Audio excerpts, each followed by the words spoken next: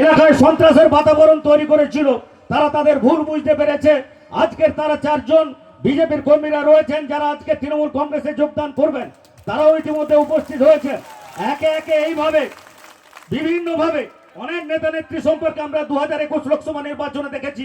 দীর্ঘ তালিকা 78 জন তৃণমূল কংগ্রেসের রাজ্য নেতৃত্ব দলে যোগদান করেছিলেন বিজেপিতে, কিন্তু বিজেপি আখেরে 77-এ আটকে গেছে। কিন্তু সাধারণ কর্মী যেদিকে আবেগ নিয়ে এগোবে, অর্থাৎ সাধারণ কর্মীরা দলের সঙ্গে যেখানে থাকবে জয় সেখানে সুনিশ্চিত হবে। সেদিন প্রমাণ হয়েছে বাংলায় যারা দল পরিবর্তন করেছিলেন রাজ্যের নেতারা, তারা কিন্তু মানুষকে সঙ্গে নিয়ে যেতে পারেনি, উন্নয়নের বিরুদ্ধে লড়াই করতে পারেনি। আজকের সেটা আমরা প্রমাণ করতে চাই। কর্মীদের ভোটারদের সঙ্গে যে ঐক্যবদ্ধভাবে সে লড়াই হবে, এবং আগামী দিনে যারা তৃণমূল থেকে বিজেপিতে যোগদান করার জন্য চলে গেছিলেন, দীর্ঘদিন ধরে তারা ভুগছেন যে কোথায় কি করবেন, অনেকেই এখনো তো দুর্লম্বান অবস্থায় আছেন।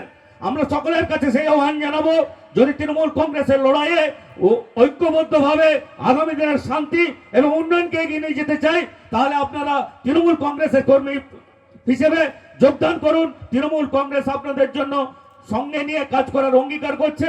আগামী 2024 লোকসভা নির্বাচনের সেই প্রতিশ্রুতি আজকের এখান থেকে নেব যে কাঁথি লোকসভা থেকে কমপক্ষে 2 লক্ষের বেশি ভোটে আমাদের প্রার্থীকে জয়লাভ করব, এটা নিশ্চিত করতে চাই। এবং 10 তারিখ জনগর্জন সভায় এত হাজার হাজার মানুষকে নিয়ে যাওয়া কখনোই সম্ভব নয়। তাই প্রতীকী হিসেবে আজকের সেই জনগর্জন সভাকে সাফল্য মণ্ডিত করার জন্য আজকের এই জনসভা, সবাই যারা আমরা এই বার্তা নেব, আজকের জেলার আমাদের রাজ্য স্তরের নেতৃত্বরা রয়েছেন। প্রধান বক্তা দেবাংশ ভট্টাচার্য কিছুক্ষণের মধ্যেই আমাদের মধ্যে উপস্থিত হবেন। জেলা সভাপতি থেকে অন্যান্য বক্তারা রয়েছেন, তারা সেই বার্তা দেবেন যে জনগর্জন সভার মূল উদ্দেশ্য কি, আগামী লোকসভায় আমাদের কি কি কর্মসূচি রয়েছে, আমাদের কর্মীদের কি কি করতে হবে। নিশ্চিতভাবে দলের নির্দেশ মেনে আগামী 2024 লোকসভা নির্বাচন আমরা সুনিশ্চিত জয়লাভের দিকে এগোবো।